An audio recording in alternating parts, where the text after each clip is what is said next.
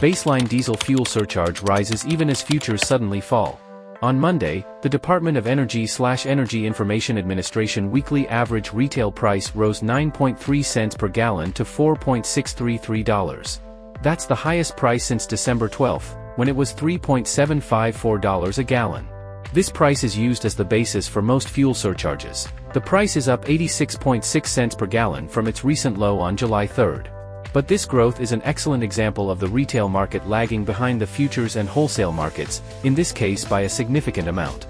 The price of ultra-low sulfur diesel, ULSD, on the CME Commodity Exchange set a recent market low of $3.1927 per gallon on September 6, the second day of trading after the Labor Day holiday. Prices then rose to $3.4815 on Thursday, an increase of 28.88 cents per gallon in just 6 trading days. But in the last 2 trading days, the price of ULSD has fallen sharply. Monday's 9.51 cent per gallon price decline combined with Friday's 9.81 cent drop resulted in a 2-day price decline of 19.32 cents, the largest 2-day price drop since January.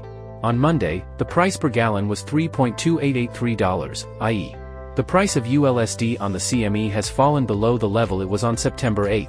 The decline suggests traders, looking at staggering oil-diesel spreads, have decided a return to more normalcy is ahead. Although what is normal for diesel now remains in question.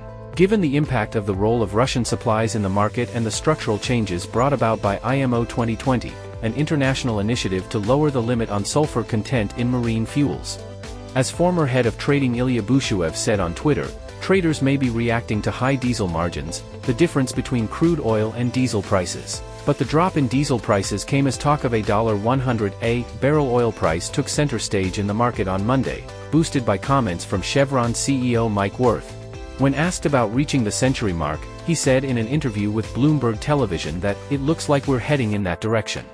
Brent futures closed at $94.43 a barrel on Monday, up nearly $10 a barrel since August 28.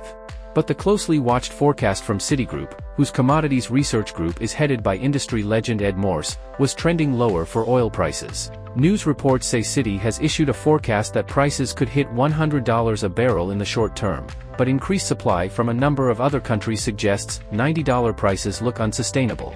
Citi noted increased supply in 2024 from Canada, Brazil, Argentina, Guyana and Norway, as well as the United States, which is forecast to rise by 900,000 barrels per day this year compared with 2022 and by 400,000 barrels per day next year, according to the EIA's latest short-term energy forecast. The spread between the spot ULSD current price and the CME ULSD price has shown signs of weakening significantly in recent days.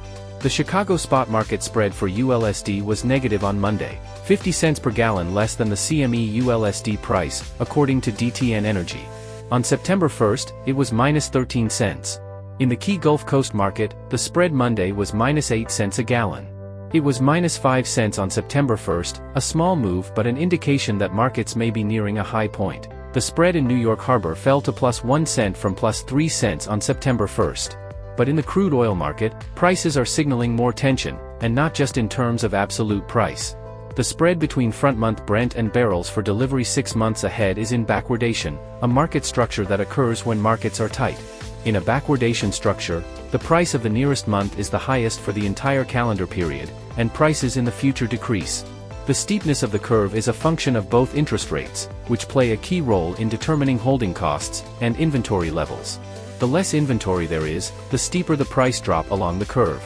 On Monday, the May Brent contract continued to underperform the front-month contract. This is a sign that inventories continue to dwindle.